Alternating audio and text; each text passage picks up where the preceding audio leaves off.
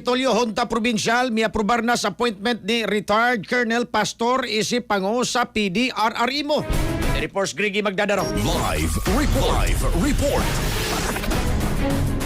Aprobar sa Junta Provincial ang appointment ni retired Colonel Dennis Pastor isip Pangulo sa Provincial Disaster Reduction and Management Office kung PDRRMO atol sa regular session kagahapong adlaw, Agosto 10, tuig 2026. Ang confirmation sa appointment ni Pastor gihimo pinaagi sa usa ka resolusyon nga gipangamanan ni Bukal Antonio Bacaltos Jr. sa unang distrito sa probinsya Sugbo. Si Pastor patimaaw sa Junta Provincial og mituki sa nagpadayong tinguha karon sa PDRRMO kalabot sa pagpalig-on sa disaster preparedness og response loko probinsya sa Sugbo. Nagsilbing focal person si Pastor sa PDRRMO sud sa kapin usa ka tuig.